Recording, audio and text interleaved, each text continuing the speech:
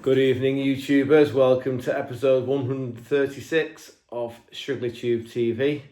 Thanks as always for all the messages last week. Hope I answered the questions to your satisfaction. At the end of the programme, we'll do the same again this week and go through them all. Really appreciate your communication there. It's always good. Hope you enjoy what you see this week. Been a busy week, lots done, all sorts, plenty of customers in and out of the workshop, and we've been up to all sorts. So I won't say any more. I'll let you get on with the video. I hope you enjoy it, and I look forward to seeing you all next Sunday at 7. Have a great week. Bye for now. Good morning, YouTubers. It's Monday morning first thing. I thought we'd start with the visual, just say good morning, and say it's positively tropical here, like 9 degrees on the way to work. So we're going to get stuck straight in to tidying up, because I was in a rush on Friday to get home for swimming with the kids. So I didn't get a chance to tidy up, which was bad, because after the previous week I made a lot waffle about how I was going to clean up for an hour every Friday.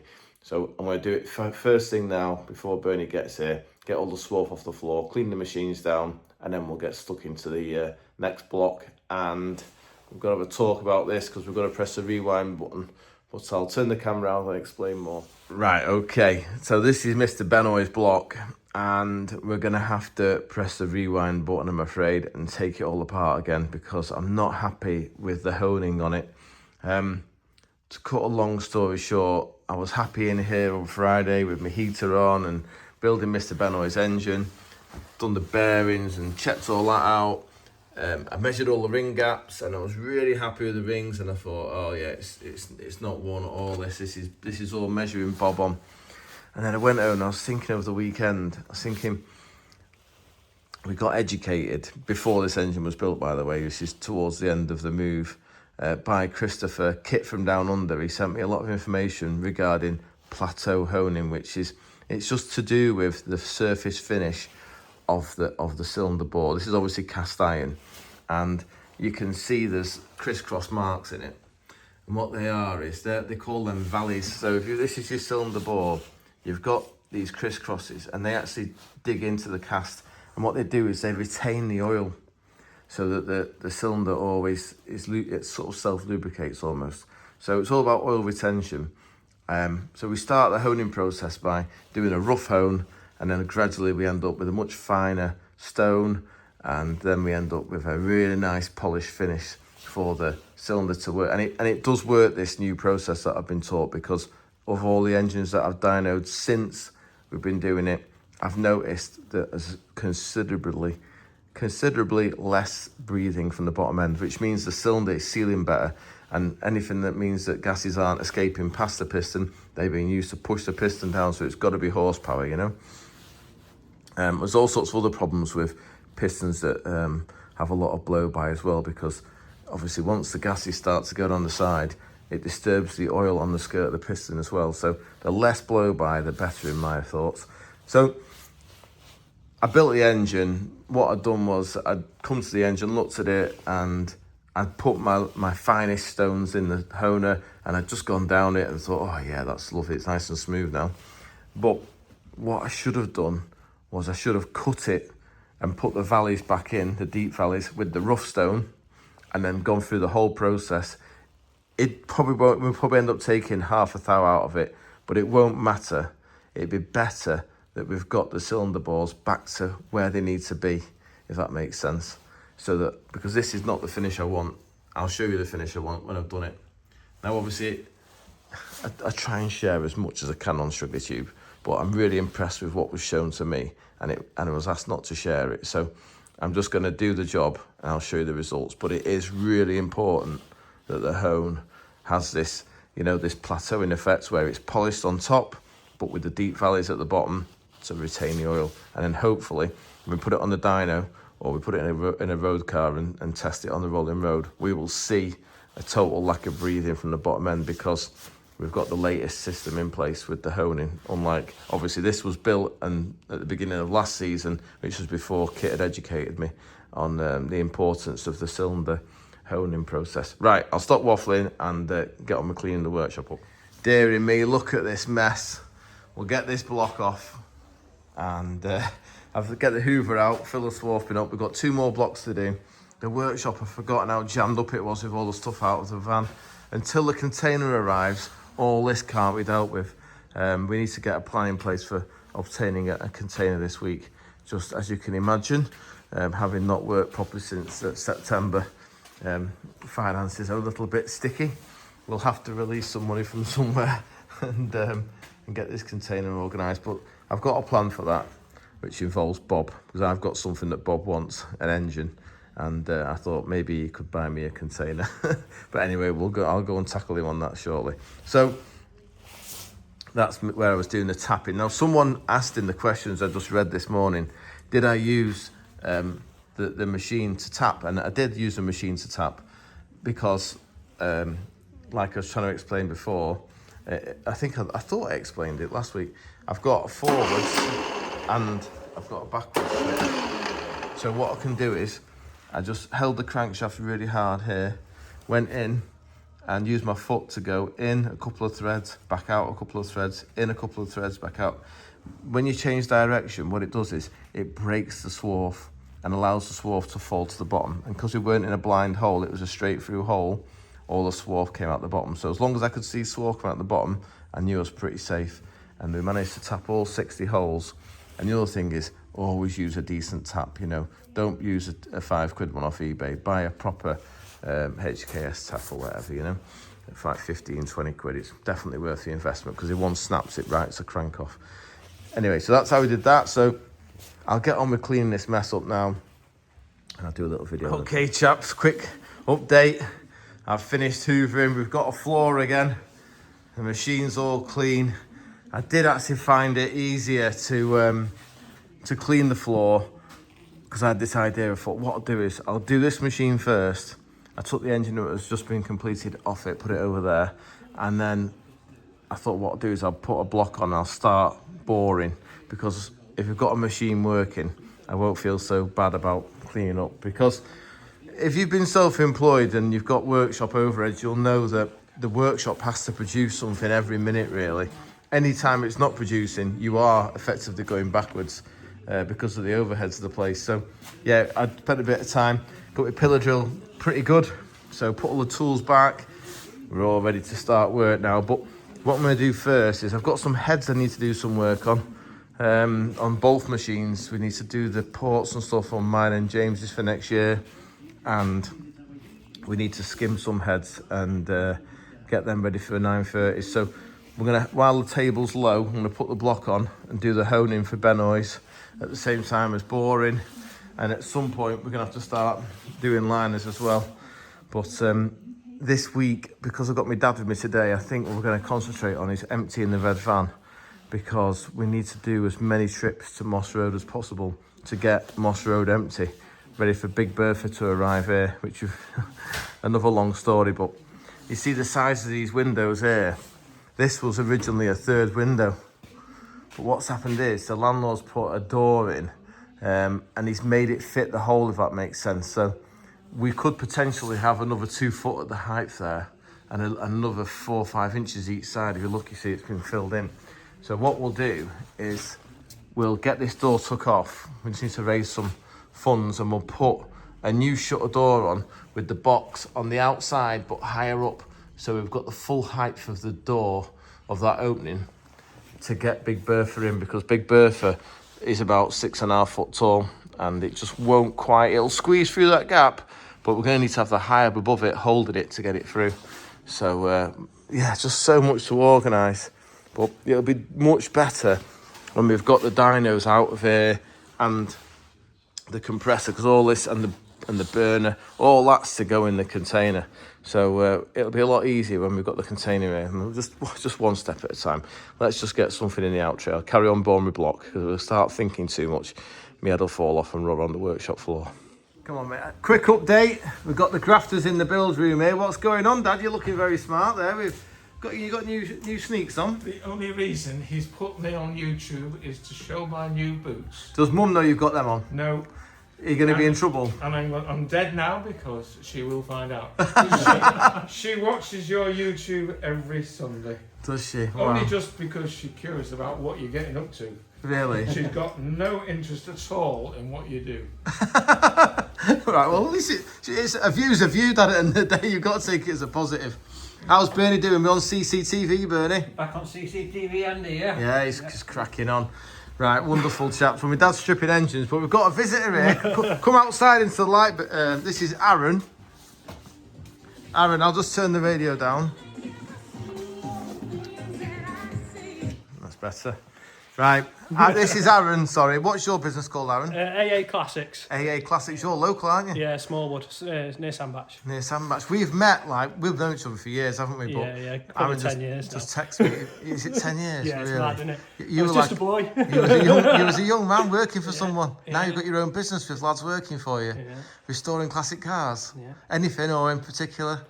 It seems to be anything, but there's very much a range from sort of early 60s to sort of 80s at the minute. Yeah, I think that'll change. Yeah, know, it'll keep moving. Yeah. It'll keep moving. But Yeah. it seems to be where the money is anything that's got a value, people are still spending on them. So Yeah, of course. Well, it's all about. I always think it's down to nostalgia. You know, it's absolutely. it's that E-type Jag you had when you was 20, and it was a rock box, and you couldn't really afford to run it, and now you can. Same with the Imps and XR3s and everything, I suppose. But yeah, so wow, I'll have to come and check your place out. Could I bring the camera and do a bit of an interview? Yeah, of course you can, mate. Oh, what have you got in at the moment? Anything exciting? I've got an Alpha GTV. Oh, they're nice. GTV that we're doing a full body on. That's been a lot of work. Triumph GT6, strange one to spend the money on, but that's having a big body job. I've got a TR250 that Voser have been and checked out this morning, and that's going back to the customer soon. Series 1 E-type to do. But then we've got bottom of the range sort of Morris Minor sort of stuff getting done as well, which is nice. People love them. They're good little cars, aren't they? Yeah. Yes, you can't beat simplicity of a Moggy 1000, can you? They're just lovely, nice aren't work, they? yeah. Nice to work on the engine, crikey, loads of room. Loads of room. I've got a 1275 midget engine there if you fancy it. Slip it in. Yeah. I was going to say, but your heart really is with you're a Chrysler man, aren't you? Yeah. So I've got a few Roots cars. A few Roots cars. Well, Arrow series cars. So Vogue, GLS, Scepter, you know. And you fancy going racing? Yeah. Wow. When it allows to. So we're going to build you an engine, are we? Well, yeah, it'd be nice, yeah. Yeah, no worries. Yeah. Do the impossible. What are they, 600cc? 1725. 1725. What do you reckon it'll do, 150 horsepower, if we're lucky? If we're lucky, yeah. Right. Nice What do you rev them to? Well, standard, I wouldn't rev on more than 5,000. They like to kill themselves. Oh, do they? Oh dear. Right. Okay. Well, So we need to get some RPM. Yeah, get one apart, and then we'll look at it together and decide what we can do to make it go faster. Probably just put loads and loads of money into it and new parts, but Yeah. Yeah, forget everything. oh, we'll sort something. I'll come and see you soon. Right. Thanks for talking to us, Aaron. Cheers. Good morning, chaps. It's Tuesday morning. Just been on with boring another block. Thought I'd give you an example. This is the bean can. No, this is the casting liner, or the remainder of it. They're always offset. They were never quite concentric, which is why you struggle to take these out to 998 without putting a wet liner or a dry liner in them, because they're 70mm and 998 is 72.5. So by the time you took 72.5 out, which is basically under thou, they get a bit thin, and if they're not cast in straight, then you break through. So you can see the serrated edge on the outside. They'd worked it out that they didn't want liner drop, because that was a big problem with liners initially. The liners used to drop over a period of time, and then obviously the head gasket had failed and stuff. But when they made the Imps, they cast the liners in, but they cast them in with a ribbed outside. So great idea, stops them from shifting. They never shift the Imp liner, they don't drop. The block goes low, but the liner goes with the block, if that makes sense. So we quite often see it low here in the middle, but the whole lot goes low, so you can skim it and it'll come back. But anyway, that's all irrelevant. Yesterday, I thought I'd do a bit of a talk. Yesterday was a bit of, not a disaster day. Bernie did a fantastic job of getting all the CCTV in, so we've now got the cameras recording and stuff, just a bit of security. And also it helps me when I wake up on a Monday morning and think, did I tighten them big hand bolts up? I'll check my sheet, and I haven't ticked it off on my sheet, and then I can play the video back and look and think, oh, I did tighten them big hand bolts up. But yeah, that has happened, believe it or not, more than once. Now, what I was going to say was, this is the block that I stripped. This is Benoy's engine we talked about yesterday morning. it's done a season's racing. It's on the old school type honing before we learnt about the plateauing. I tried to plateau it on top of the wear, the grit, the glaze that had come after a season's racing. And then when I was building it, I was looking at it thinking, this isn't right. It's just basically, if I can get the camera so you can try and focus. Anyway, it's just, you can't really see on the camera, but it's just polished the top surface. It hasn't cut it. So what we're going to do is, I've just measured it with a bore mic and I've just set this to 0. So I know where I am now. Why is the camera not focusing? Let's turn this off a second. There's a problem here. Right, try again. You're going to focus this time. So I've set, oh, it's just moved a bit, but I've set it to basically to 0. So what I'm going to do is I'm going to make sure that we just take like half a thou out of it with the rough stones. We'll get all the glaze gone, then we'll do our plateauing, and then hopefully that will be a really nice cylinder surface for this rings to seal on, and we can get building it, because I've got a nice quiet day today. I've got no visitors, so we could just get stuck into Mr. Benoy's engine and try and get it looking something like, right, I'll crack on. Hey chaps, just finished the honing. It's positively tropical in here. I've got my heater going, nice and warm. Really happy with this now, much better. It's hard for the camera to pick up what I'm trying to explain, but we've got a lovely crisscross now, and on top of that, we've got like a nice polished surface. So if I put the pen there, can you see the reflection? Oh, this, I'll have to come this side, won't I? Yeah, you can just about make out, we get a full reflection from it. So this is my new proven way of honing things, and it has worked really well so far. So I hope it's going to work well for Mr. Benoy.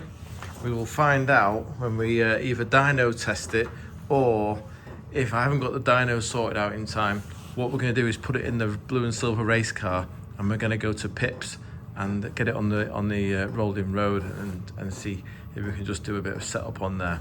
Right, I'll get on with building. Chaps, slight change of plan. I was hoping to have a right good do on this engine today.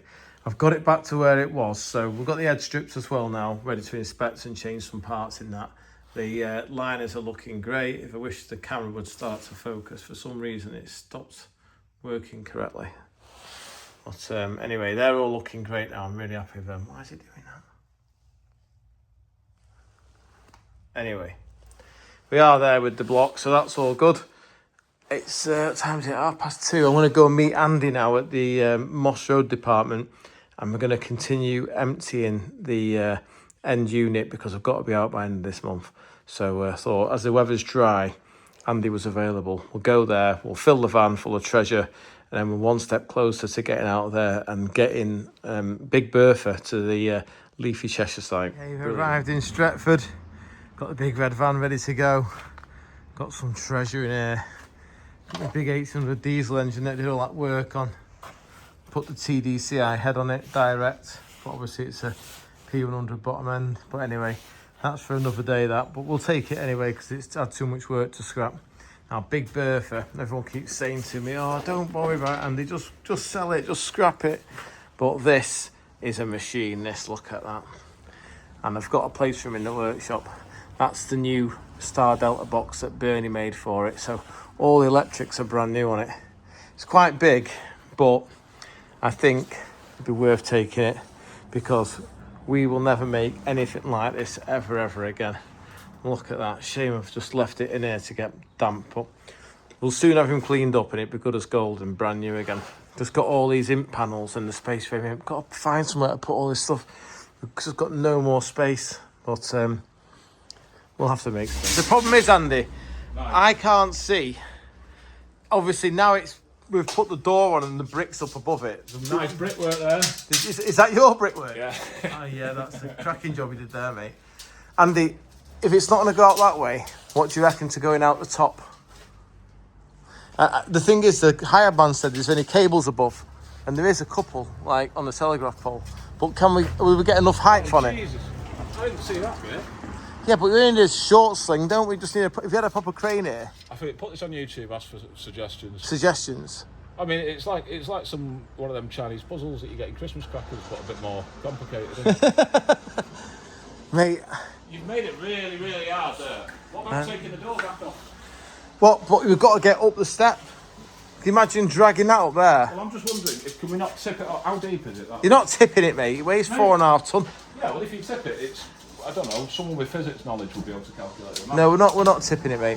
What we'll do is, I think we remove this panel above here. Ouch. And then what we'll do is go through that gap with about 3 inches, 2 or 3 inches spare. right. Well, that's all we need. Yeah. Right, we'll have to take But a handle if you off. lay it down on its side, No, we're not. it'll come out the door. Mate, I've just put new hydraulic fluid in it. You're not laying it down. It'll all come out again. Okay. How much was the hydraulic fluid? 80 quid. 80 quid. How much are you going to cost to take the roof off? Not much. I'll do it. It's having a new, the landlord said it's having a new skin roof anyway. You know, like a new tin roof over the old whatever you want to call it, asbestos. Yeah. So it doesn't matter that we can just upset it and put it back again. Anyway, if anyone's got any bright ideas as to how to get it out, it's 100%. It has to come with us, Andy. What about if we took angle grinder, just one of them large, is it 9-inch angle grinder, all the way around? Yeah. And we'll weld it back together. No, I don't like that idea at all. Don't listen to him, Big Bertha. He's been horrible. Can you offer me any words of wisdom? Just something to help me. In one word, no. For this difficult time. I don't know. I don't know what you're going to do with all. You've just said, "Oh, I'm going to wait for the new container to come before I unload the van." But all that means is that you're going to put everything out of the van into the container and then never look at it. No, what again. it is I can't get in the workshop until we empty the contents of the workshop into the container, as in the dynos. Oh my god! Got some good LS stuff here. If anyone wants any LS stuff, some LS heads there. You really sound desperate. Oh mate, I don't want it anymore. Sounding too negative. So Do what I? would you do? Put it in a big pile. Yeah. Enter it into the Turner Prize, or maybe see if take Think outside the box. Think outside the box. I reckon I've seen that. What, someone would actually pay for tickets to buy it? Yeah. Just to come and look at it. It'd still be yours at the end. As long as you make sure everyone knows that it's not about the money and it's about a personal statement that you're making. Right. Something really important. I think you're taking the mickey out of me. Nasty. I thought these guys were my friends. Some lovely heads. There's a lot of work going to some of these heads. Some gaff load head there needs all resurrected and all that. We'll make it all shiny and put it on eBay, I think. But yeah, next job, Andy, was to get this lump down, and then the ramp can go out. And then once the ramp is out, we can then tackle Big Bertha, get him to the middle. Where's the ramp going? I've sold it. You've sold it? Well, I swapped it for a jet ski. Was the jet ski one on Bullseye 40 years ago? It's seized up, but it'll be all right. You know me too well. Whoa. Right. Okay. Jack, it's so nice to see you. Shame I can't say the same Whoa, coming off this side. Watch out this side. How you get this end here? I'm holding a camera. What's the big rush? What's the big panic? What's the big panic? Yeah. We're not all like happy with big weights falling on our feet like that. Hang on, we've hit the pipe. We're on the end. That's it. We're there. Hang on. You've Let me done. lift this up. Now? How's life treating you, Jack? Yeah, not bad. I'm just. Okay, listen. I want to try and lift. Huh? I want to try and lift this end. You got it there. Yeah, all right. What about me? Where am I going to go? Hey, Tom. Take it off, mate. Oh, look at that. What a cracking job, lads. I have to go because some of us are trying to work. Yeah. Hey, Jack, well, I'll catch you another time, mate. Yeah, sounds- Good to see you. Take care. Thanks, boys. That is stunning. Well done. It's a heavy lump, that, isn't it? What is it? It's a Ford hybrid. As in, it's a 1980s P100 bottom end with a Ford, what they call Transit Connect TDCI head. Exactly what I thought it was. Yeah, it's a great engine, that. We're going to fit that in something one day. Right. Just not sure what yet. Okay, chaps, it's Wednesday, mid-morning. I haven't done any YouTubing this morning. I was trying to tidy the workshop up because we've got 3 very special visitors from my local area centre. This is Neil, David and Colin. I know all these guys because we all had our Christmas meal, didn't we, a couple of months ago? But I've known them all for years. Well, I know Neil for years because when did he do his engine for you, Neil? Was it just this 2013. 2013? Wow. So this is Neil's 998 out of his Davrium. Neil, you've been on before, haven't you? Oh, you brought the car down to Moss Road. It's the one that's brush painted, but it looks amazing, isn't it? Yeah. It's absolutely fantastic finish you've done there. So tell us what's happened, Neil. You were going down the road, motorway. Yeah, no, I was coming back from car show at Broughton Aerodrome last October, and I've got a Davis Craig water pump with an electronic controller, which you can hardly see. It's very faint, the display, and I'm concentrating on all the lorries and stuff on the motorway getting back to New Brighton, and just going into one of the lanes, and puff of, well, had engine stutter, puff of smoke, grey smoke at the back, and the engine losing a bit of power, so I just cut the engine into the side of the road, and I think the electronic controller has packed in and it's got too hot, so find out what the problem is in a minute. Right. All right. Well, it doesn't. It still turns over and stuff, and it doesn't smell too burnt. There's still plenty of nice sort of golden looking oil hanging around. It's a 998. Obviously, it's on Weber's, and it had an R17 cam. I think I had it rolling loaded. Was it 78? You said? It's about 78 bhp. Yeah. Now I remember this head because this head was a 930 head that you brought with a whole pile of stuff to build the engine. Yeah. And it was broken through on the ports. I can't remember if it was the inlet or the exhaust, but we sleeved it back then.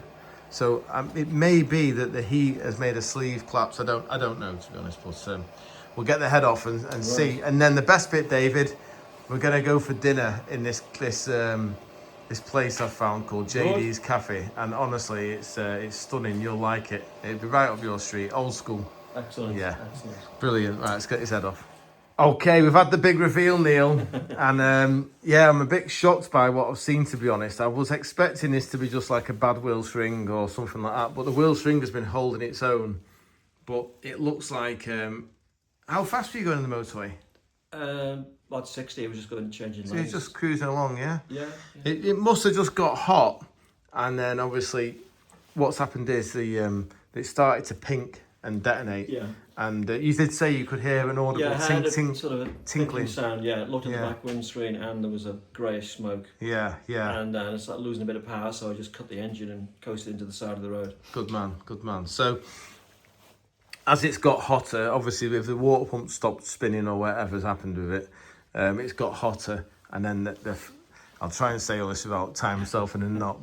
Dave, you can take over because Dave knows all about this. No, you're on your own, mate. The flame front, obviously, once we start putting temperature into it, it starts going faster and faster, the burn speed, until it, instead of being a deflagration where it's a burn that pushes the piston down, it goes into a detonation, which is like an explosion. And you get that big shock wave of energy, and it's got nowhere to go. And normally it picks on either a wheel string or whatever, but on this occasion, it's just nibbled the piston, and then it's chose to blow the pressure down the side of the piston, which will have knackered the bore. But the good thing is about this engine is, because it's a 998, we can bore it to 73mm, which is plus half a mil, and make it 73mm, which will be 1012cc. And at the same time, we can put you a rear oil seal conversion on it, just put new bearings in it and go through it. The head, got to say, it's a big chambered head, this, 'cause it's a 930 head casting. I remember when you brought this head to me, it had, a big valve head, but it's quite big here, so it's not a high compression head, and yet it's managed to detonate still, so it must have got fairly warm. Wheel string is all intact, and the head, it's a bit pockled, but a skim and remachine the wheel string grooves. I think the head will be absolutely fine. And I think our DEFCON repair in the ports is also probably fine, but we may remove it and then do it fresh, because if it's been in since 2013, it's probably had enough heat cycles through it to warrant doing it again, It's not a big deal. I made sleeves, we'll just collapse them, slice them out with a screwdriver, clean it all up, and then make new sleeves for it, because it was a parallel port, so it's quite easy to make a sleeve for it. Right, chaps, we'll do the sump and the crankshaft end once we've been fed, all right? Brilliant. Excellent. Thank you Good very plan. much. No worries. Right, we've been for dinner at JD's Cafe. How was it, Dave? Was it good? Oh, good pies. Good pie, that one. It cracking. Enjoy. Lamb and mint pie. Yeah, I had lamb and mint as well. It was lovely. I'm just in go slow mode now, but we've had a bit of a think about this. We stripped the rest of the engine down. Everything looks okay. Bearings are pretty much like the day they went in, so that's all nice to see. We've been looking after it, doing your oil changes, Neil. However, number one piston, we can see that the pickup is quite severe on it, and obviously the gases are blown down the side of it for the detonation. So it's just odd that it's number one end. We normally associate detonation and piston pickup all at number 4 end, because the cold water comes in here, and obviously it's the hottest end of the engine, number 4 end. Now, Neil just mentioned something to me about another engine that you might remember we did some work on a few weeks ago, which was this one of Neil Thorne's that had got the number 1 cylinder that had the wheel string had basically been panting and the head had gone low. Well, obviously this one chose to do the piston, that one chose to do the head, but the one thing they've both got in common is they're both running electric water pumps. So now we've got a little bit of a theory going that perhaps the controller went down, and then the engine got hot, started to detonate, and then maybe either it's run low on water or it's had bits of water.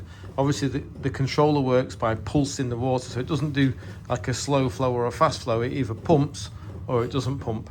So the engine's been red hot, the piston's been red hot and expanded, and then we've had a cold water go in, and because this is where the cold water goes in, it's contracted and grabbed the piston, and of course it's a vicious circle. Once it grabs the piston and creates more friction, more heat's produced, more detonation, until you get to a point where it completely cream crackers itself. So do you think that's plausible, Neil? Yeah, it could be answers on a postcard or to your YouTube suggestions if anyone's got a Davis Craig water pump. Yeah, I keep thinking, because I don't know how well you watch Shrigleytube, but do you remember Mike Loveland's engine as well? That was the one that did number 1 piston at Brands Hatch. That was a really, really hot day though. That was like the hottest day of the year, 33 degrees. But that one detonated, and it picked up right opposite where the cold water inlet is. So it's making me think more about either pulsing water pumps, or if you've got a lack of water and you get a surging, so you get no water and then water, thermal shock, it clamps down. Because we never saw this for years and years. If it ever got hot, it was always number 4, the hottest end of the engine, that had the detonation or the pickup issues. So yeah, measured the crankshaft, it's absolutely like the day it went in. So the crank can go again, the rods can go again. Hopefully we'll get the head apart next and that'll go again. Block plan is to push the liners out, we'll blast it all, re-glue them back in, bore it to 73mm, put a new set of pistons in it, hone it, deck it, just do everything from the start. We'll put you a rear oil seal conversion as well, so you don't have to worry your driveway getting drips on. And yeah, those should be done then. So thanks for being on Shrigleytube, chaps. Hope you enjoyed your drive in the Hillman this dinner time. Oh yeah, that was excellent. Yeah, brings back memories. Fix that slipping clutch though. Oh yeah, we'll have to get that sorted. Brings back memories, Liam. Yeah, brilliant. Thanks again. Cheers, boys. Okay, chaps, just on with stripping this engine for Neil. Got the block there ready for the liners to come out. Stripped his carbs off his manifold. Manifold needs to go to wheel parry. It's got a bit of a blow there. So while we're all at this stage, we'll get that, have a new secondary collectors on it, pipes, because there's no point having a failure after he's got it all back together with fresh engine parts. So I'm in a bit of a quandary, to be honest with you. Just to divert again, I've just seen Bob. I've got my new valve springs now, so we can get on with putting Benoy's head back together tonight. But this head, when he came to me, I'd just left Bob's and gone on my own, and he gave me a big box of parts, and in this box of parts was a Talbot Sunbeam 930 head that had got big valves put in it. It was all fresh and brand new. But I think it had like an X on it, like an X saying failed, as in it had failed a pressure test. If you've ever done any work on these 930 heads, you'll know the exhaust port's very small, before you break through. So I looked at it and I could see it had broken through in the exhaust ports. So what I did was, this is going back to 2013, I've obviously set it up on the borer, and I've gone in and bored it parallel. And can you see the aluminium around the outside? I've made sleeves and then I've pressed them in and hope for the best. The problem I've got is that back then everything was cheap as chips. My labour rate was like a fraction of what it is now, and I was just glad to get the use out of this brand new head for him. But realistically, do I want to take the risk of refacing this head and looking at the ports and stuff? and putting some fresh Devcon on it, when realistically, if you walk through the door with this head now and said, Andy, can we repair that? I'd go, scrap, throw it in the bin, waste of time, just let you down. It'll let you down when you don't want it to. So, you know, I don't know what to do, because it's nice, the guides are still good, the seats are good, the ports are lovely. It's a good head, but what's the right thing to do? I think what we'll do is, we'll speak to Neil, see what he wants to do. I'll do whatever he wants to do, but I think it'd be better off putting another head on it, another big valve, imp sport casting that's not broken through anywhere, and then it's got the best chance of lasting a long time. Anyway, I'm going to put all this in the box now, get on with Mr. Benoy's head. Maybe we'll get the head on before I go home tonight. That'd be a good thing, because we've got Imp Club tonight, chaps. We've got a visitor in the building. He's just next door, gone to the toilet. We've been for our dinner up at the cafe. Absolutely stunning. Now, I was hoping, because I took 20 thou off the top of the block, that this would now mean that we could move to a shorter chain, but it's just not quite there. And anyway, it would have to be a half link, so that's no good. So we're gonna have to make some funky guides up to guide this chain so that it doesn't rattle on idle. That's the issue with it. Anyway, Dr. Robert, how you doing? Not bad, not bad. Greetings, YouTubers. Yeah. How the devil are you? Have you had a good week? You're a natural. Yeah, oh, look at this. You're flashing the top as well. Yeah. Very good, mate, very good. Now, Bob's come to see me because I've been trying to stitch an engine into it.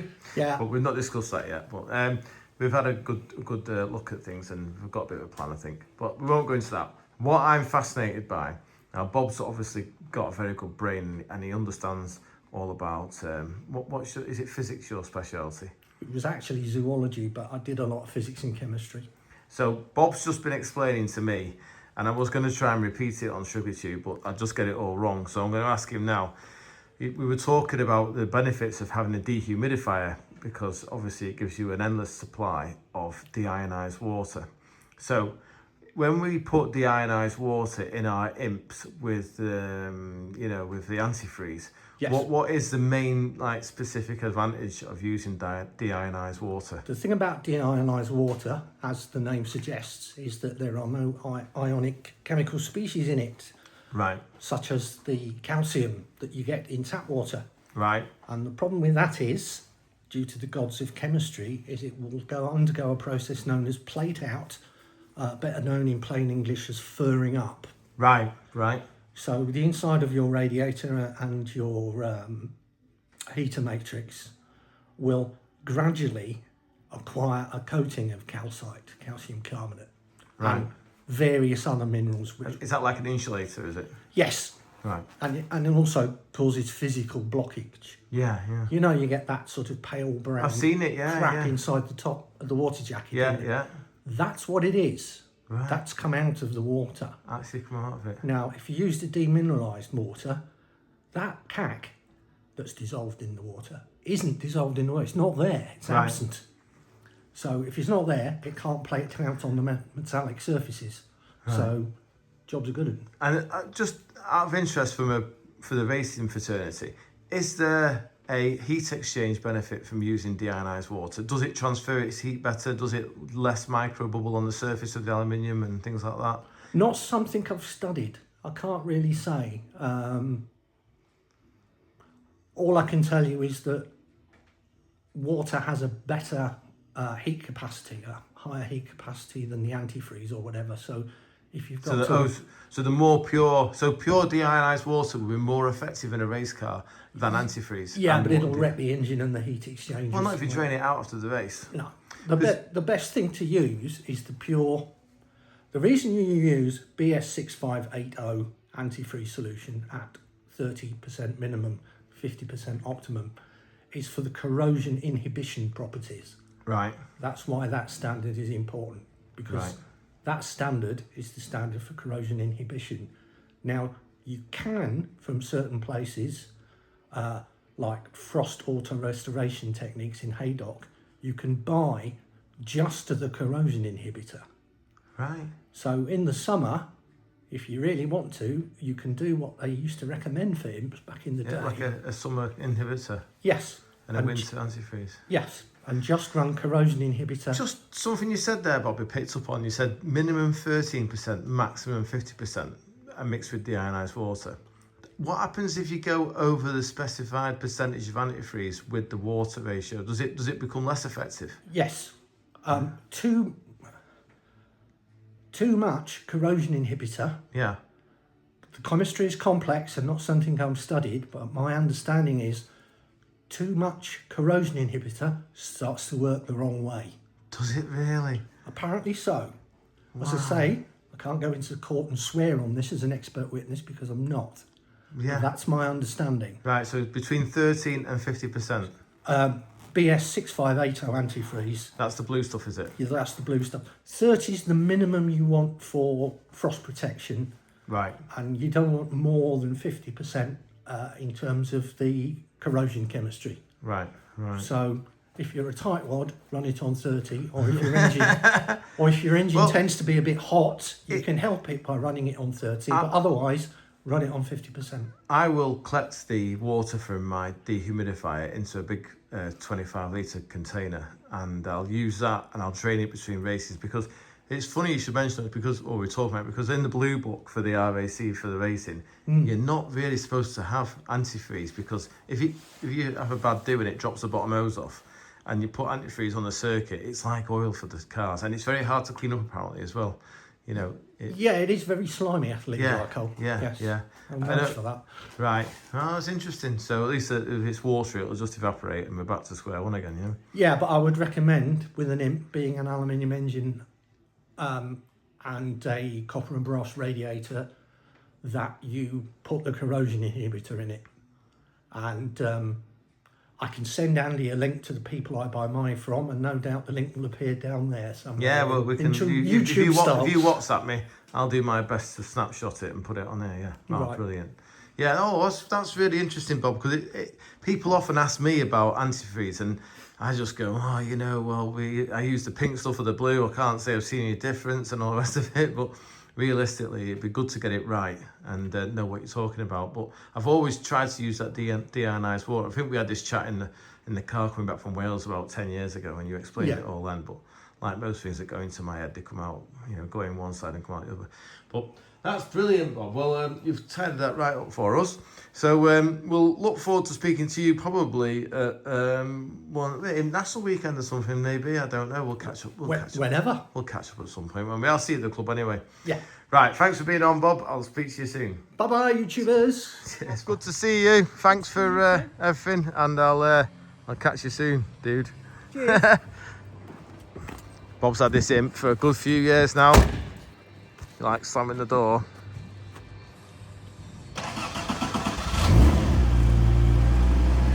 He's obviously got a modern starter motor right there.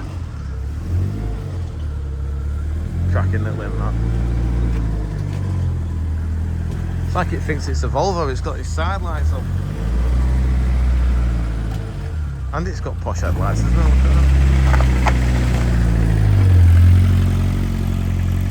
Imp Sport, genuine one. Good morning, it's Thursday morning. I'm having a good morning. Stayed late last night, it was Wednesday late night club, and got the head on Mr. Benoy's engine. So I'm sorry I didn't share much in the regards to putting the head on the engine and everything, but there's a few things that I've done a bit different in the chamber on this engine that I just want to keep to myself at the time being, in case they actually prove that they work by some weird chance. Now, when you build an engine, sometimes one goes together quite nicely and you think, this is going to be good, this. I did think last year it was going to be absolutely amazing, but then when it performed, I never really felt like we got the advantage out of it that I thought we were going to see using the longer rod, etc.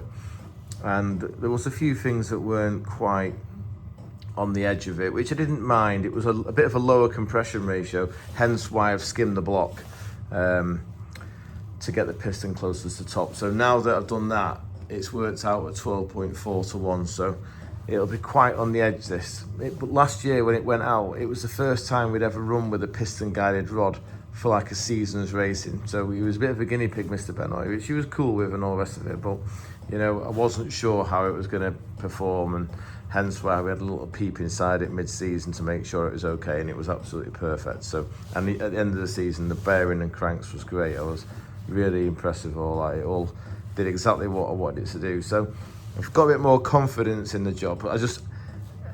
If you're into engine job, you'll know any change always has a counter effect, and sometimes it's a bad one. So I'm very, very nervous of any change. You know, I love building my 1040 engines, you know, because they're just like good as gold unless they get cooked or something, but they generally tend to work quite well. Whereas anything that's a bit special like this, you've got to employ an extra part of your brain to think about everything and all of the counter reactions that come from making a change that you don't think about. You know, you think, oh, how could that be affected by changing that? But believe me, things change, and it's anyway. I'm waffling. So I've just checked the shims. Obviously, I did end up recutting a couple of the seats just because they just beveled off a little bit. So we lost the clearance. So I've just re-shimmed it all, and that's all good now. Obviously, did a lot of work on this head as well last year, machining the angle back so you can see the inlet port is a straight run. And then we've had a manifold made to match by Mr. William Parry. So the angle's cut back. You can probably just about tell by, if I look at it square there, normally it's like that, but on this one it's like that. So the airflow, everything else, the compression ratio, this should be absolutely awesome. 125 horsepower. I'm quite keen in a way, if we don't get the dyno sorted out, to take it to the pit rolling road place down the road and get it put on there in the back of my blue and silver imp, because I'd really like to see what figures it made on someone else's rolling road, you know, rather than just my dyno, which is all it's ever been on. So valve gear wise, apart from the springs, it sounds really bad, but the cam followers, they are proper Arrow ones. The camshaft, it's a steel hollow billet Arrow camshaft. It just all looks like the day I put it in. I mean, you know, I do like changing things that I think are going to be a problem, but I can't see a fault with any of this. And what you've got to remember with a Hillman is, because it's such a good designed engine, it doesn't suffer with the problems that other engines of its era suffer with. Like, you know, some engines use the camshaft in the block with a push rod and a forged steel rocker. So to control all that reciprocating weight, the push rod, the cam follower, they have to run a lot of spring pressure. You know, the valve spring has to be under a lot of pressure. At its fitted length, it's called. Not when it, you know, obviously really when it's on full lift, it has massive pressure. But on an imp, because the weight of it is just literally, the valve spring has only got to control the weight of the valve, a little titanium cap, and a little steel follower, we can run really low seat pressure, so the spring is not strong on it at all. It's not stressed, that's what I'm trying to say. So all the cam gear, whereas, you know, some overhead valve engines that use the camshaft down here, they have to change all the valve gear all the time to keep on top of it, because the followers get munched, and obviously the springs are really strong on them, so everything gets a hard time. The other thing is, when you've got a rocker operating a valve, the rocker introduces side loads into the valve, should I say, because it rolls across the top, you know, it rolls across the top of the valve stem. So you get a lot of side load, which wears the guides out and stresses the valves, whereas on an overhead cam engine like this, the bucket takes all the side load from the cam lobe, and all that the valve sees is the shim pushing it, so it just gets a direct push up and down, you know. So the design is just far superior, and it just works really well. So yeah, obviously I'm a little bit biased because I love imp engines, but they are good. So next thing I'm going to do is I'm going to get a new chain. We're going to try and go a link shorter, because last time we had a lot of what's the word for it, room in the tensioner, which is no problem because we can control the length of the tensioner so that it doesn't go anywhere. But I really like it when we've got the chain with virtually straight sides on it, because it just means that we've got better control of the cam, you know. So I'm going to get my chains out now, sort that out, and then we'll get on with this, get on with that, and then we'll probably have to stop doing this because we've got Dr. Robert Bob Hawes coming to see me, and we're going to have a chat about his new engine and go for some dinner for a change. So yeah, you have to roll me out of this workshop eventually. I'll be that fat, but never mind. It's all good fun, isn't it? Okay, chaps, it's Thursday evening now. Time to go home just about, and I've had a right good do on this. I've done a few other little things outside as well with my engine blocks, but I've mainly been concentrating on getting this chain system to work. The head's gone on well, we've re-shimmed it all, and I just had to think of a way of getting the chain to stay in good tension because of the extra height for the block and the fact that we couldn't get a smaller chain on. I had to find a way of preloading this tensioner here. And what I've done is I made a block of aluminium and I put it in there for the guide to run on. And I put a little stop at the top, which I don't know if it's going to zoom in on it, but if I just pretend the engine's going backwards by pressing this, can you see that little bit of play there before it hits the stop? I've done that to allow for the growth of the engine. If you think we've got probably about 13 inches between here, these two centres, and it's pure aluminium, and we know that aluminium has got a high coefficient of expansion, so we know that 0 to 100 degrees is 3.5 thou per inch, which is quite a lot, which is one of the big problems with a Hillman engine. But because we're not running 0 to 100, we're running sort of 20 degrees ambient to maybe 75, 80 degrees. We're going to say it grows 2 thou per inch. So obviously 12 would be 24 thou. So 26 thou potential growth between here and here, which you've got to take into account, hence why we have that little bit of play there at the top so that the guide, the chain, obviously won't grow at the same rate because it's steel. So when the engine grows, when it's hot, it has somewhere to go, basically. If you don't do that, it can bind up and damage the tensioner because you've got to give it somewhere to go, basically. So we've done that. I'm really happy. I just, dead simple. I couldn't believe how well it came together. Normally the guide runs here, and now it runs here, obviously. So I've pushed it further, which has given us good control. This section of chain is actually guided because it's in the reverse side of the cover. So when the cover goes on, from here to here is guided. It's guided all up this side. And yeah, I think one of the comments that Simon made to me when he got the engine last year was, said it's got a bit of a clatter on idle. And I said, yeah, I don't panic about it. It's just because the cam is so peaky. When it's going very slowly, the cam jerks and it reflects by making the chain have a little shimmy on, basically, and it just clatters against the tensioner. But now that we've got a bit more tension on it, I'm hoping that that will disappear. It was only because he had it idling slow when it was cold in the workshop. I mean, it didn't do it in the dyno, but anyway, we've covered that now, so we've got a plan for that. Everything else is looking good, so we'll do the final cam timing and set all that up, get the front pulley on. What I'll do is I'll put the front pulley on and tighten it up first before I do the cam timing, because I've had it before. You think the pulley's on tight, but these are just pushed on here, and they do have a tiny little bit of play. Can you see it? See if we can zoom in. See that play there, backwards and forwards. You can hear it. Well, it's the same for the gear that drives the cam chain. So we can't set the timing until the front pulley's tight, because that little bit of movement there will throw it out to where we need it to be. So we'll get it all tight, bottom pulley on, do TDC, set the cam timing, get the sump on, and then that'll be another one built, so that's great.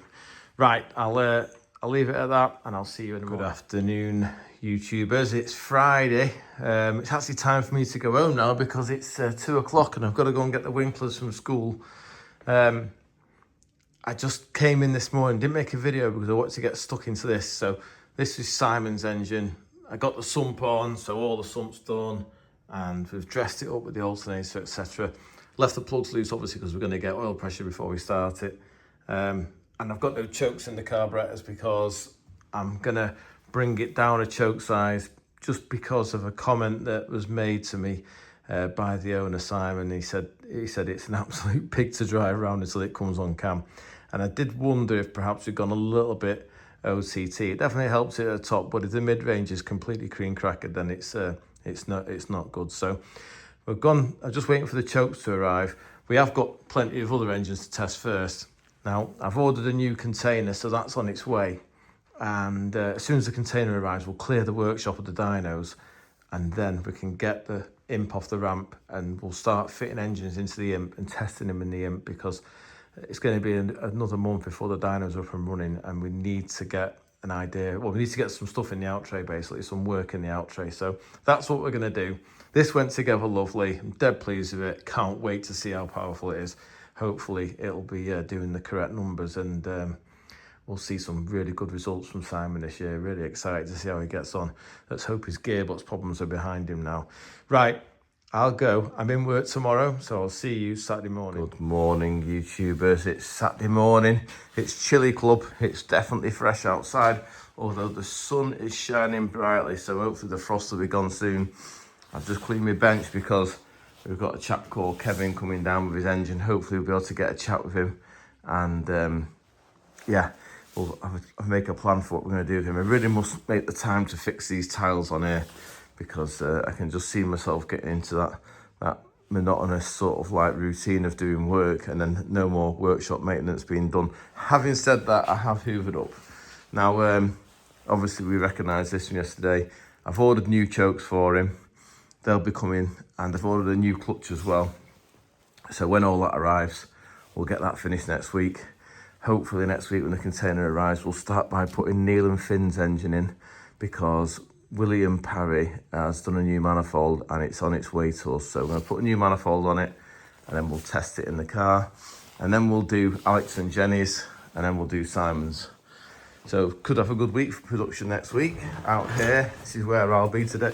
I'm desperate to tidy up. I know you probably can't believe them words will come out of my mouth, but this is the last 9:30 to be bored, so I'm on it, and as soon as I've done that, I'll tidy up, hopefully before Kevin arrives, and then we're going to turn our attentions to James's racing cylinder head for next year, or for this year, sorry. So we're going to clean up round here, get the welder out, and I've got to do a bit of welding on it first. I've just, as you can see, I've got no space, because until the container arrives, a lot of this stuff can't go anywhere, like the IVC for the water, for the dyno. These seats on eBay, no one's buying them, so they're going to go in the scrap bin. I'm not holding on to them forever, there's no point. Right, I'll stop waffling, get machining this, and I'll rejoin you hopefully when Kevin arrives.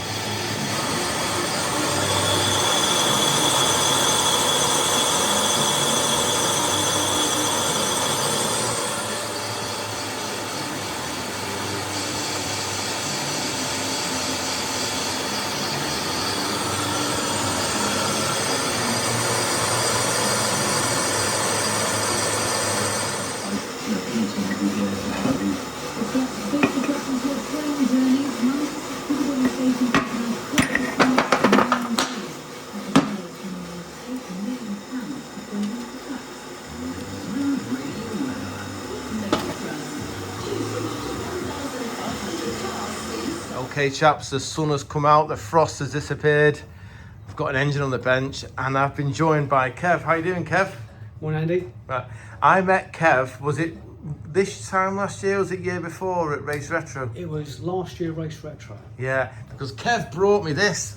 That picture there was from Brands Hatch out on the outside of Druids.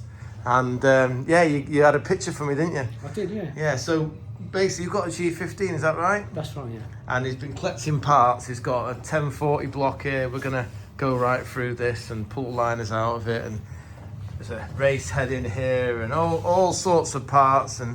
But yeah, I just thought we'd get you on YouTube quickly, Kev, because you are a subscriber, aren't you? I am, yes. Yeah. Now, what's the attraction to a G15? Have you had one before as a kid, or? Well, it's a long story, but I'll cut it short. Back in 1990, I bought a G15 basically because I was doing another car. Right. And I thought I wanted something to drive. Yeah. And I had it for quite a few years. Yeah. and it just handles fantastically on the road. Oh yeah, yeah. And then as I was doing some work at home, my brother took it off my hands. Right. And I got it back off him. Right. So and now it's going back on the road. Right, as a full race, then you're going to do a few track days, maybe the odd hill climb and sprint, or I don't know about hill climb sprint, but definitely track days. track days. Yeah. So, what's your local track? I like Castle Combe. Castle It's Combe. a technical circuit. Yeah. But Brands Hatch I find a bit boring actually. Really? Yeah. Oh, you have to get it on the track with the rest of them. Yeah. Thruxton. Thruxton. Oh good. yeah, the belt sander. Huh? Yeah. Never put new tyres on for Thruxton because they'll be knackered afterwards. It's a bit of a challenge out. Yeah. No, it's a good track, Thruxton. I do enjoy that. It's a long time at 9,000 RPM though on that back of that track. Yeah. There's a fantastic video on YouTube. If you ever get a chance, just Google it. It's Thruxton. It's the special saloons. Yeah. On Grandstand, and it's absolutely with Murray Walker doing the commentary. I've seen that one, yeah, with Peter Baldwin and what's the oh my word, it's escaped me now. The Red Imp that belonged to Brian Cutting. Right. Yeah, absolutely awesome. Yeah. Right, Kev, thank you for speaking to us. I'll leave you in peace now, and we'll get on with.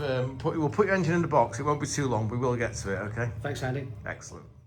Kevin and Sandra came to the local cafe, JD's Cafe, for breakfast. Kev, they were well impressed. Can I ask you what you thought of that?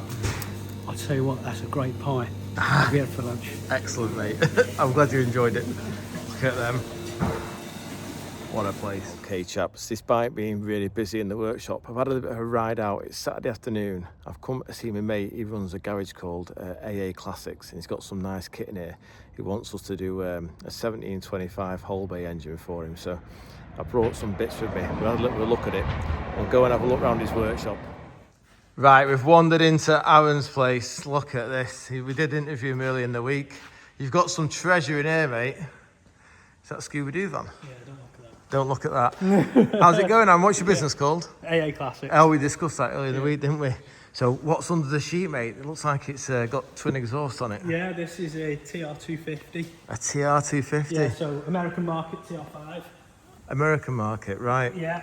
It's not got black bumpers on it, has it? No. Not like an MGB. So this we've done it to full TR5 spec. Wow. Obviously keeping the 250 stripe. Yeah. Customers brother, I believe, had this car. And he's had it all done. So it's nearly finished, is it? Yeah, it's Can I see the engine? The logbook now, this is. So, oh, right. Get some plates for it. Look at the engine, is that right? Yeah, we've got to do some. I'll do some miles in it and change. Yeah, just give it a fettle. Put new rocker cover. Oh, look at that! It's got the. We've put TR5 injection on it. Yeah. Yeah. Done it complete TR5 spec. Wow. We had one of these with Bergerac. It sounded absolutely lovely. Yeah, cracking mobile. Yeah, I do like got those. good torque. Yeah. Pushback car on the injection. Are they? Yeah. Right. Yeah. Right. What have we got over here? Is this called an English wheel? Yeah. So this one on the right's a Brandler. That's the one that people might be interested in. Yeah. They're what's known as the Spitfire wheel. They are. The Spitfire wheel. Yeah. So that's an old one. It's lovely, isn't it? You do all your own machine rolling and everything, do you? Yeah. We make a lot of panels. We do buy panels, obviously, but we make what we can when we can't get anything. So. Yeah, it's a GT6, is it? Yeah, GT6. This one. Wow, it's having a fair bit of work, isn't it? Crikey. For a GT6. Wow. Made all this back panel. Put all the centre in this as well. We managed to get this out of another car. And What, you've actually stitched that in? yeah, that's all in, yeah. The only bit of this car that's left is the roof. So. Is it? Yeah, everything else is different. So. And this one's a pretty looking car, an Alpha. Yeah, 2000 GTV this is. 2000 GTV, yeah. Wow. Look at that, and you've completely rebuilt this front end, have you? Yeah. Wow. Yeah, still a fair bit to go on it. Got skin doors. And Floors look good. yeah. Wow. Is this to hold it in position while it's... Yeah, we put that in actually before dip. But yeah, Right. just to help it out a little bit. Yeah. Excellent, Aaron. So we've got the frame underneath a bit as well, because we've had to do a bit of pulling on this car, so... Oh, right, so it sits on a frame and it's got a frame internal. Yeah. Just keep it all in the right place. Where's the rest of it? Do you mind me asking? What do you mean? Where, like, is all the bodywork and the bumpers and the lights all in boxes somewhere? Yeah, or? all in boxes. We've only got enough bits for this car just to dry build all the exterior parts. The owner's actually putting it all back together. Right. Oh, that'd be a we're nice job. You know, checking the grills are fit, check the bumpers fit, check the lights fit, that sort of stuff. Yeah. All before it's painted. You know, no one wants to be drilling holes afterwards. Oh God, no! It's all about the dry build, isn't it? Yeah, definitely. Scooby-Doo-mobile. You got your welders. Now let's get to the business end, mate. What's that? Is that your missus's car? Missus car, yeah. You let your missus cruise that? Yeah, she loves it. It's called Betty. And, Betty. Yeah, she's. I've got a 1275 midget engine that goes straight in there. Yeah, she's. You can't offend this car. Okay. She's dead defensive over. Oh, is she? No, I do love them. They just, whenever they slide, and then you know, we ever see them racing. Yeah. When they slide, they tend to topple, don't they? Yeah. But Best no, thing you they're could do quick. with them to take the rear anti-roll bar off them, you know, because they pick the wheel up, don't they, on the back? Is that what happens? Yeah. They make them go fast, crikey. Yeah. Good little car, I suppose. Just not, oh no, I'm not going to be horrible. No, it's lovely. Look at it. It's absolutely lovely, isn't it? Look at that dashboard. It's just full of character. Wow. Get her an imp. She'd like an imp, I'm sure. She would like an imp. Would she? I know where's a nice one for sale. Yeah, I do. I know. Right, take me through. Oh, what's this we've got here? Are we allowed to video this? Yeah, of course you can, yeah. Wow, is it for sale? Yeah, I think Sean's just got a few bits to finish off on it, but yeah, you'll be putting that A up for sale. 350 LC. Oh man, I'd love one of them. I just love the sound and the smell. What's this one? Morris Minor, this is. A Moggy Thou. Yeah. I used to go to school in one of these. Oh, just look how wonderfully simple that is to work on. Well, it's done all his own metal work. We've just painted it, and then we painted it, and he asked us to chuck it back together for him. So. Wow.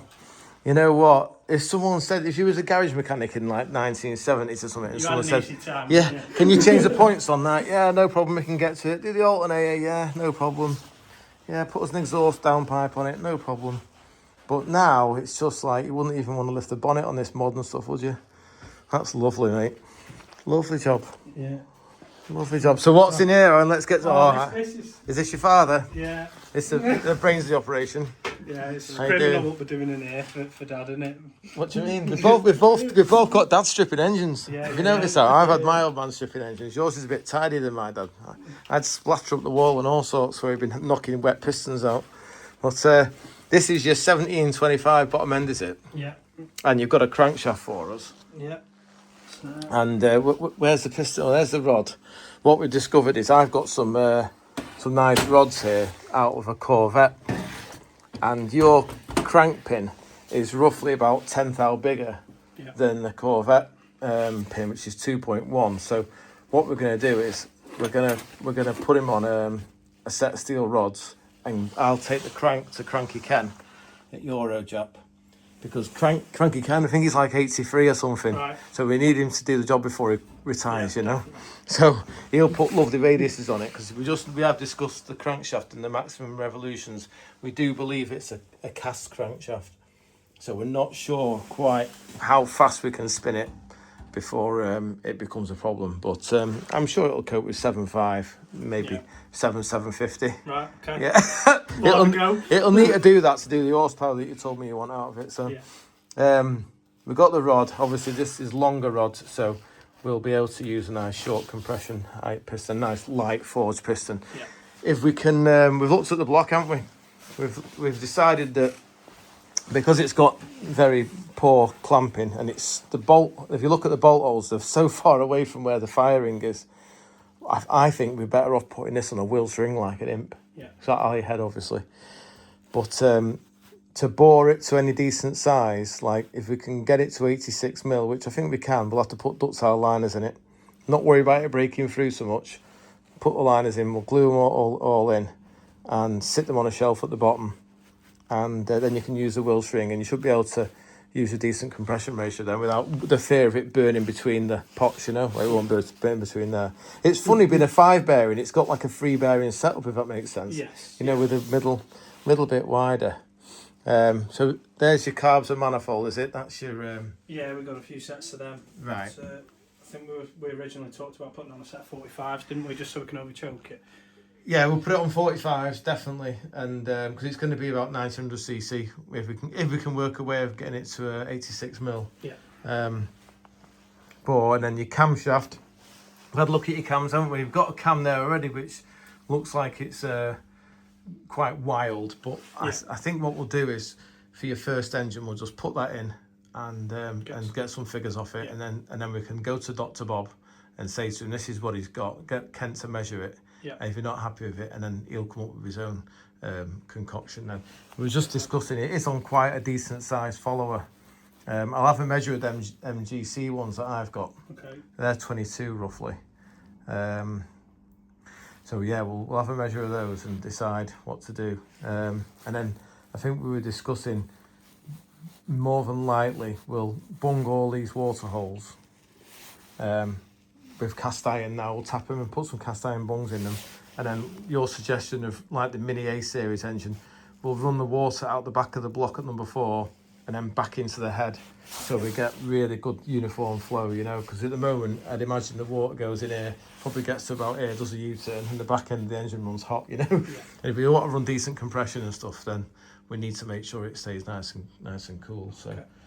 Yeah, it's a really exciting project, Aaron, and the fact that you're prepared to do all the work and I just tell you what to do, that's great. Yeah, it's my favourite. You're the brains, yeah. The brains. I just make it up as I go along, mate. Yeah. And we did discuss as well, the flywheel's rather large, but I think as you are quite keen and young and you've probably got another good few years of enjoying the car, I'd get TCV to do you a flywheel and put it on a nice light clutch as well. Get as much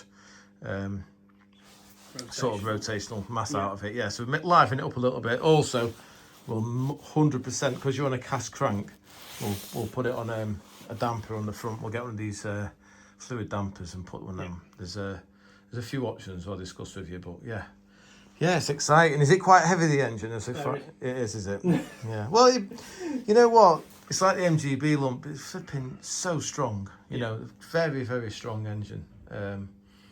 Nothing moves. It's all very, you know, it's there. It won't twist and flex and do all the things that aluminium Hillman engines do. Yeah. But yeah, well, that's wonderful, mate. I think we've got a bit of a plan. Thanks for showing us around the workshop. Yeah, no worries. I'm going to scoot off back now. I'll bring that crank with me. Yeah. Get that into Cranky Ken next week when I go and fill the van up. And we'll go from there, mate. Perfect. Wonderful. Very much. Aaron's just brought me into the paint booth. What's this, Aaron? It's a Rolls-Royce 2025. Rolls-Royce. What year is that? 34 this is. 1934. Crikey, it's done well to survive, hasn't it? Is that a bit of wood there? Yeah, we've got to do some replacing of some wood, yeah. The running boards. It's been on a film, this has. Is it? Yeah, it was in cinema not so long ago, so... Was it really? Some Jimmy Carr film, I don't know what it's called. Right. At Knowsley Hall. No way. Yeah. So what's having a repaint, is it? Yeah, we've repaired some of the ash on it. We've done some aluminium work. We've corrected all the door gaps, and now we're just in polyester at the minute. Right, and then it just you keep rubbing at it. Have you got a paint man, or do you do it yourself, or? We do it all ourselves. Yeah. Wow, it's a lot of work, isn't it? I just can't imagine the hours that you have to put into getting something like this right. Yeah, trying to get all the lines right and something. Yeah. When the weather changes, so do the door gaps. That's the problem with them. Are you joking? Yeah, with them all being ash, they like to change. So we can't narrow these up quite as much as we perhaps like on a steel-bodied car. You know? Yeah, because it's just moving all the time. And so this ran and drove in here, did it? Yeah. We've got to do a clutch on it at some point. But at the minute, we're leaving it as complete as possible, because obviously as soon as you start taking the weight out of them, it starts changing all the gaps. Oh, really? I never thought of that. Is it that flexible? Yeah. Yeah, so we do all the filler work, all the blocking, whilst it's as built up as possible. Has this place got a heater as well? Yeah. So this is where you come when it's really cold. We're going to rub the rolls down today. Yeah. Cracking that, yeah. I'm not really into my vintage stuff. I don't know anything about it, but it looks like it's fairly complex. Is that cable brakes? Yeah. Oh my goodness. Wow. Right, wonderful. Thanks for showing it us. Okay, chaps, arrived back from our friend Aaron with the classic cars. Wonderful place that. Quite excited for his little 1725 project. It could be quite a good one, that. Now, I've got a crazy last 2 hours. I've got to empty the van. I've been doing my liners, so I've only got 3 left to do. That's all gone well. managed to not break the tool. This is the final block that I've machined for top outliner in. Last one I've done is an imp block, just in case, because I've got a customer who's got a very old sort of special racing car, and he's asked for a new engine, but I should offer him to do it in an imp block really, rather than a 930 block, because it'd be more sort of period correct in an imp block. But I'll give him a call on Monday and discuss that. So all the blocks are finally all lined up. There's loads of them, all machined, ready for the next stage, which will be drilling them for the correct starter motor holes.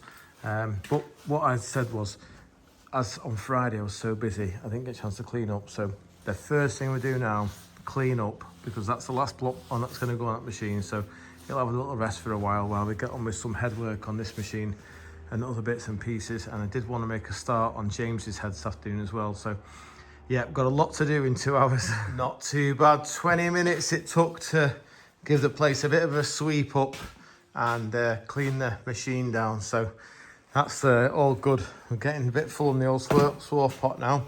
But I've had a bit of a rethink. I think we're going to abandon doing the van, because when the container arrives on Monday, which I ordered on Friday, we'll be able to move all this mess, all this air, can all go into the container temporarily until we get a chance to put these foundations in for the dyno. And what that means is I'll have a straight run for emptying the van. I can take all the stuff straight through there. Plus I could probably do the hand, because if we've got to have a look in the back of it, there's some quite heavy stuff in there.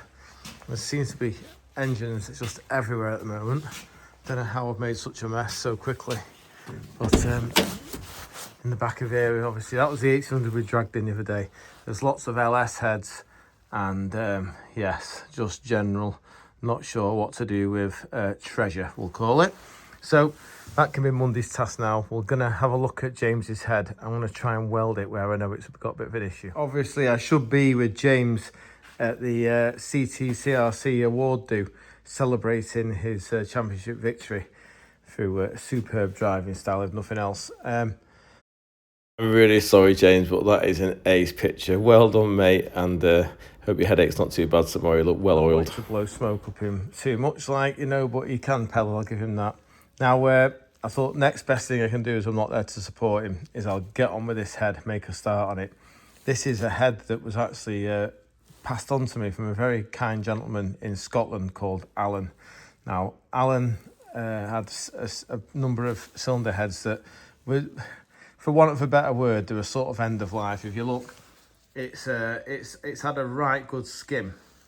So it's very, very thin, but it's not actually thin, because what happened is, this is a proper Chessman head, a Chessman wedge head. You see the numbers on it there? Now, if we look at the front of it, you'll see how thick it is here to how thin it is here. That's because it was skimmed on an angle to change the inlet port angle, and also to increase the compression ratio, because the more you take off this side, the deep side of the chamber, the better chamber shape you get. And also, I've also noticed is this is a real proper head, because it's been fillet welded in the corners here before they put valve seats in it. So as to make it so they can make the chamber the shape they want without losing too much compression. Now, I've used these types of heads before and they are absolutely awesome. Cracking head. I can't take the credit for it if it goes well. However, it's probably in a pretty poor state just because it's old and somebody else had the best out of it. So it's up to us to try and recoup it. Now, it's got little pinholes in the wheel strings. Can you see? It's had some detonation here, and also these holes are from previous weld repairs. Now, I've got some rods that won't go porous. They're high percent magnesium rods, so when I weld it, it'll be fine. But what I want to do is, anywhere I see a small hole, I'll put some of my cutting fluid on it. And what I'll do is I'm going to dig deep down until we get to the bottom of the hole, because any of these little holes, they can track all the way to the coolant side of the engine, and then obviously we build it up, put it on the thing, and we end up with water in a pot and everyone's upset. But I think we've got one chance to repair this. I'm going to weld this hole up, because there's no point in it being an oil pressure switch anymore, it's just too thin.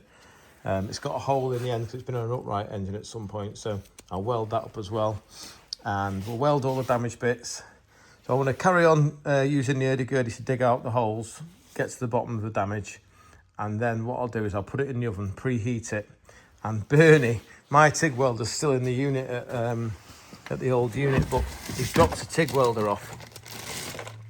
I've never used anything like this before, but we're going to give it a whirl. If it doesn't work, it doesn't work, but we'll have a go with it. I've got a feeling that if we get the head hot enough, we should be able to get it to flow and start doing some decent welding, but we shall see. Just a point of interest to notice on this head, obviously I finished ripping out the holes now. You know, everywhere I saw porosity, I just dug down, just spotted somewhere else there. We'll get into that next before we go any further, and all that there, because they track right down and they can go to the other side of the coolant jacket, as I said before.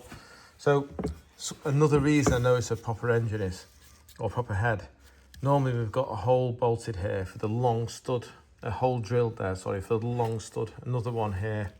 But this head has never been drilled there, and that's because I believe they were getting them straight off the assembly line before they were finished, so they could do what they wanted to them.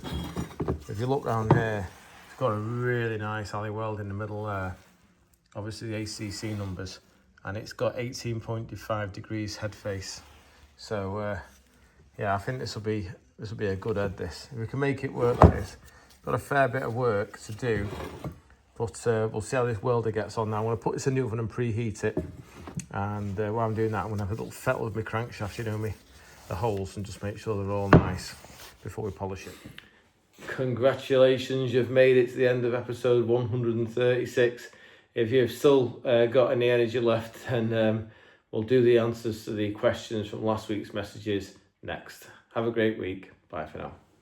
Okay, chaps, we're going to go through the answers to the questions. You very kindly sent me some great questions.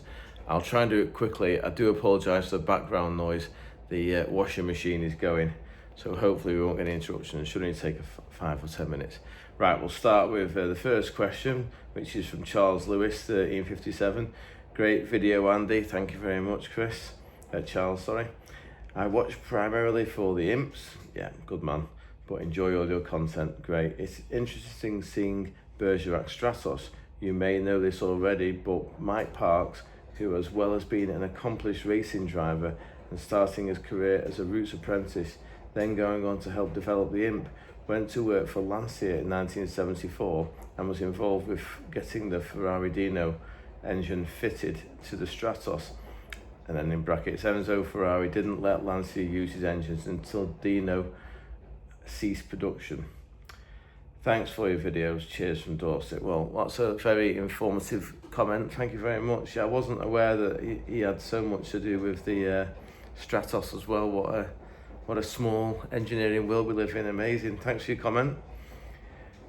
Next one is from Joke Imp Eggers 5375. New shop is a treat. Thank you. I always enjoy watching your work. Oh, that's great. Thank you.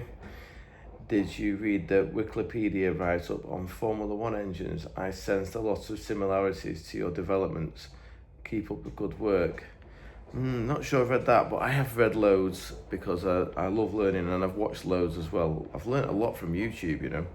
Crazy. You know, I think years ago people loved to be entertained by a television set, but now people go and watch TV or YouTube to learn something. And certainly that's what I'm there for. Entertaining just bores me. I need to learn. Right, next question. Thanks for that one. Graham Crompton, 1798. I'm thinking he's got an MGB, because that's the exact capacity of an MGB engine is standard, 1798cc. Couple of questions. How are you planning to preserve the crankshafts while they're sat waiting for bills? How do you sharpen your drill bits? Great video, mate. Thanks, Graham. I just sprayed WD-40 on them. They won't be there that long. There's a lot of air going through the workshop, so it's not damp at all. Nothing's gone rusty yet, but I will keep an eye on them. And they all get polished before they get built anyway. But a good question. How do you sharpen your drill bits? Well, I'll do a section on sharpening drill bits this coming week, especially for you, Graham. And thanks for the nice comment. Ollie bid price 45. Oh, this is my mate Ollie Price. Andy, on your pillar drill, you should get Bernie to mount that foot switch sideways so it's easier to select forward and reverse. Genius, mate. Absolute genius. You're absolutely right. I thought it was quite awkward, but I didn't think of the answer. If it was sideways, it'd be perfect. I will ask him. PJ Imp 1040, 5 days ago. Oh, you don't need that video. Great video, Andy. Maybe treat yourself to some bone hem drill bushes and fit them into the flywheel so you can drill a crankshaft tapping size without spotting first. Save lots of time swapping drills. Also, maybe try cobalt drills to save time on sharpening. That's a very good point. I could make a bush myself to go in there and then harden it, make it out of silver steel or something. It's just that the system I've got works, so I've just been sticking with it. But you are right, that would be a much better way of doing it, especially if we do another batch.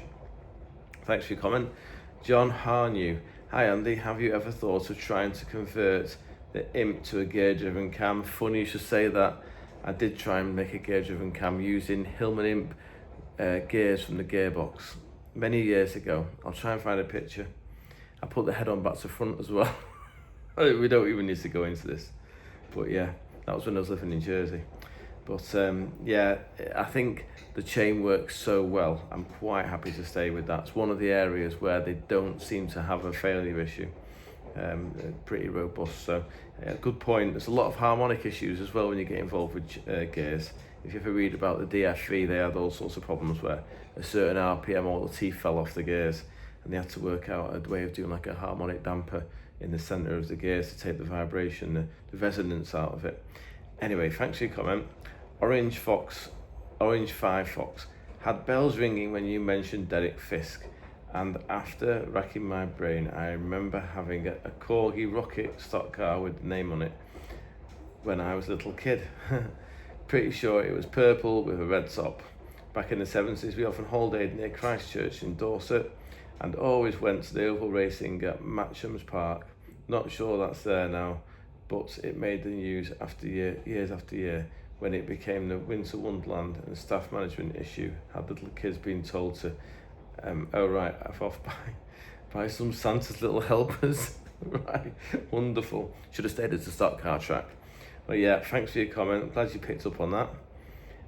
Finto Man, young Dougie with his cool downer is definitely a chip off the old block.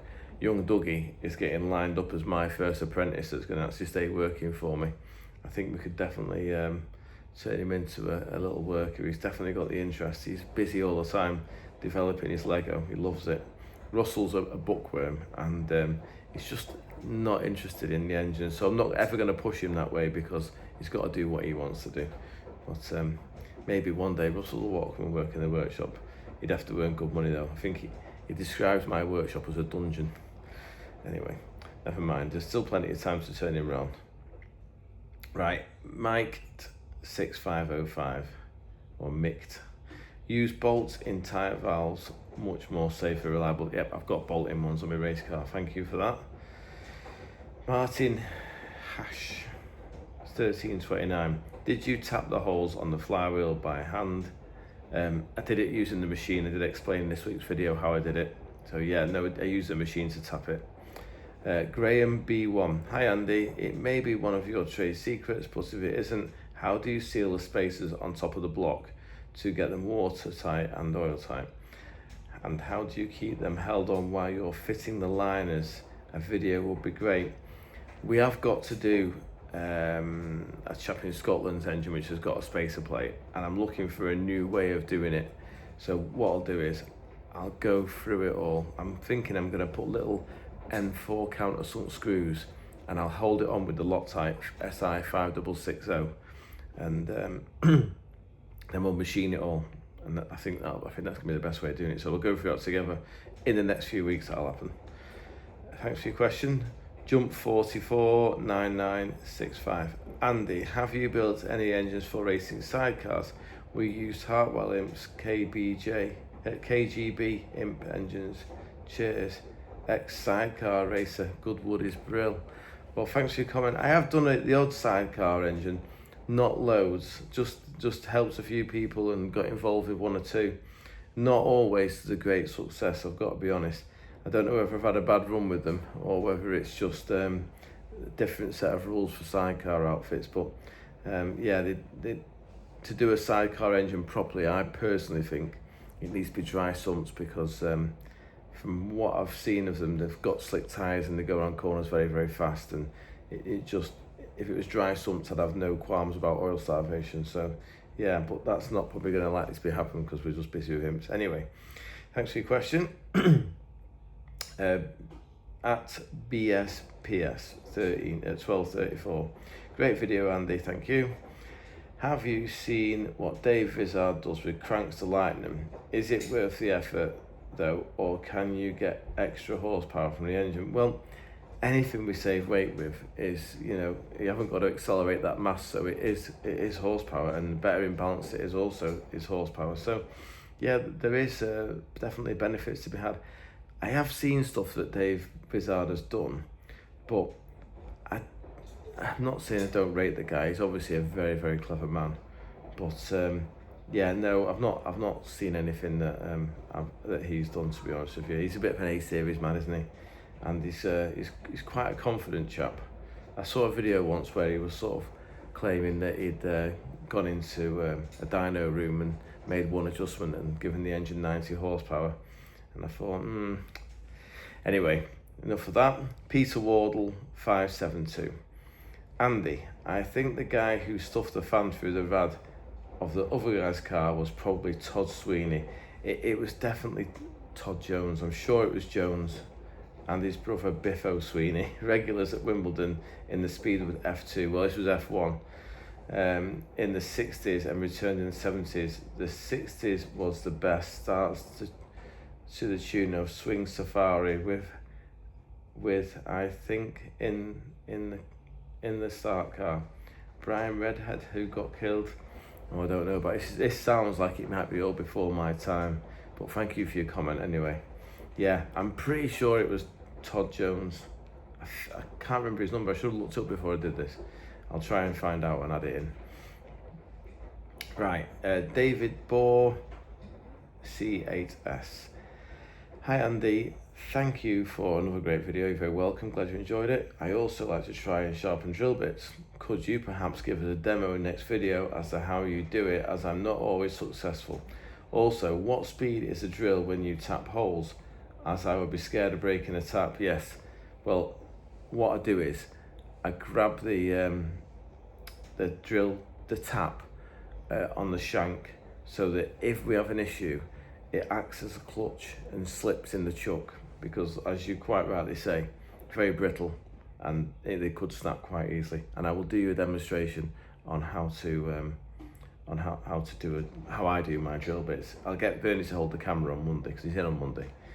Right, next question. Thanks for your question, Ray U7TP. Fancy buying some clever pistons from Mercedes F1 to increase the compression ratio you claim for?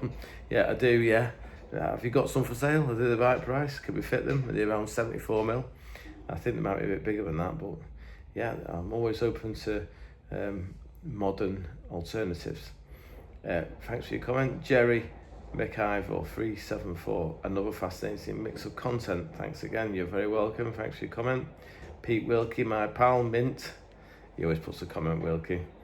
David Proctor 3578. Ready in a month. Yeah, by the time he's finished that, he will be too old to get in and out of it. This guy knows me too well, David Proctor. Oh my word, what's this, Dougie? We've got a visitor. Come round this side, mate. Have you, Mr. Booster Phil, have you tried David Newman camshafts? I've always used Kent cams, so that's what I'm staying with for the time being. But thank you for the thing. It maybe, if I ever see them on a stand, I'll go and talk to them for sure. But the Kent ones I've always done as proud. I've never had a problem with the Kent cam, and they're really quick at turning them around. So yeah, I've just always stayed with them. Plus they're Bob's pals, and Bob's is all the time. Wow, 1 second, Doug. I'll come and look at your. What is it? Doug's has made something. He's come to show us. Right. And another one from Ollie Bid Price. This is Ollie Price. You should also get some security shutters fitted to the windows and doors. We have got a security system in place, but thank you. Yes, you are quite right. We do need more. Right, I think that's the end of the questions. Let's see what Doug Meister's got for us here. What's this, Doug? Talk us through it. I made You've made what? a big engine. A big engine. Fire it up, mate. Show us what happens. Is it a switch here? You turn on.